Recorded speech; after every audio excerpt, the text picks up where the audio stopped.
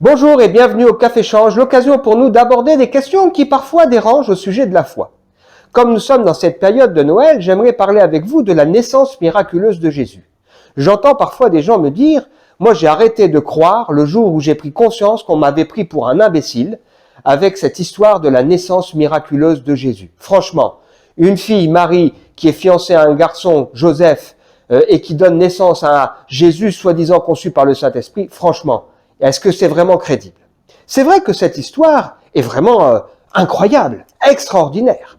Mais venons-en un petit peu et regardons de plus près ce récit. D'abord, si on considère ce que la Bible nous enseigne, elle nous présente Jésus comme étant à la fois Dieu et homme, il serait à ce moment-là normal de considérer que la naissance de Jésus relève à la fois du divin et de l'humain. La deuxième remarque que j'aimerais faire par rapport à cette question, c'est que souvent on a tendance à penser que nous, qui aujourd'hui sommes des hommes et des femmes évolués, et regardez peut-être les gens de cette époque avec un regard un peu plus condescendant. Tout le monde sait que pour faire des bébés, il faut un homme et une femme. Alors à l'époque, c'était aussi le cas. Et si on regarde l'histoire de Marie et de Joseph, on découvre que pour eux aussi, ça a été un choc et quelque chose de difficile à croire.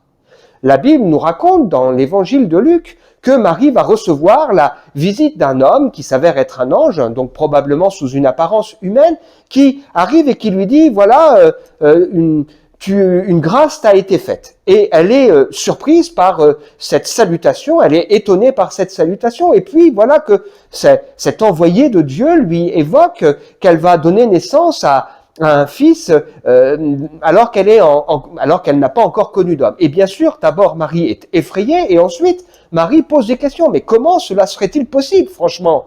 Alors l'ange va lui expliquer que c'est le Saint-Esprit qui va venir sur elle et pour la convaincre, il évoque avec elle l'histoire de sa proche parente qui s'appelle Élisabeth.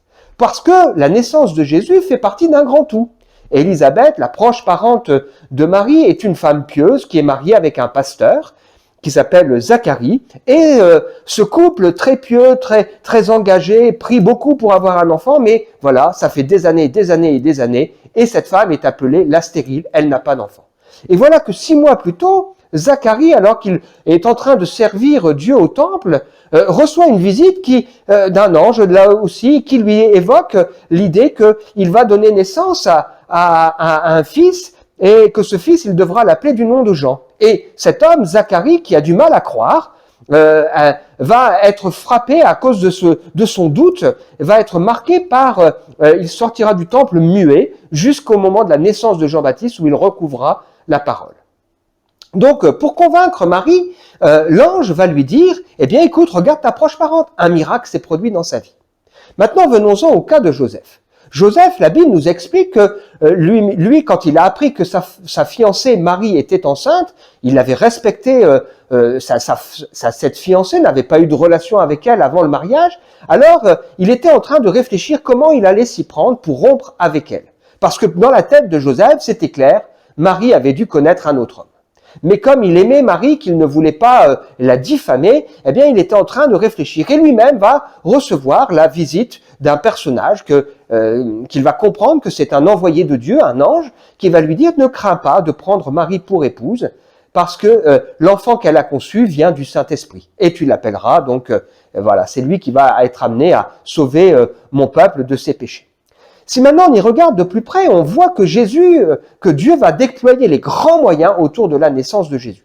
Non seulement il y a cette histoire d'Élisabeth et de Zacharie, 6 mois plus tôt, il y a cette visite de Marie, d'un ange à Marie, à Joseph, mais il y a aussi l'histoire des bergers qui vont être marqués la nuit, qui vont avoir une visite, qu'on va leur dire voilà une bonne nouvelle qui sera pour tout le peuple, sujet d'une grande joie, une chorale céleste, ces gens sont aussi effrayés, et puis il y aura cette étoile que des mages vont poursuivre, etc., etc. Et puis on découvre aussi que dans cette histoire, dans ce récit biblique, et finalement, les gens d'autorité de l'époque se méfient de ce qui est en train de se passer et vont prendre des renseignements. Et on découvre que tout ce qui se passe, finalement, avait été annoncé à l'avance. 750 ans avant, le prophète Ésaïe avait évoqué que celui que Dieu enverrait pour sauver le monde, eh bien, il naîtrait d'une vierge, d'une jeune fille encore vierge. Et puis on avait même annoncé le lieu de sa naissance, Bethléem. Et on avait dit qu'il serait élevé dans la ville de Nazareth. Ce qui me marque, moi, dans ce récit, c'est que finalement, Dieu est tellement sûr de son coup qu'il a tout annoncé à l'avance et qu'il a fait reposer le salut du monde et mon salut, votre salut, sur la naissance d'un petit bébé tellement fragile, tellement exposé, tellement vulnérable.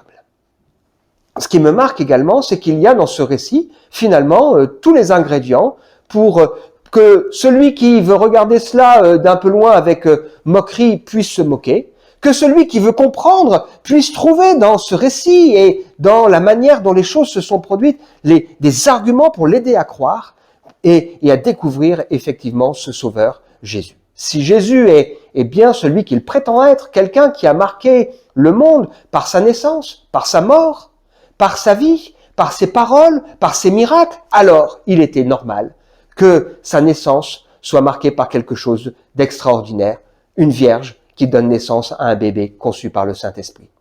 Voilà quelques arguments qui peuvent peut-être vous aider dans votre réflexion.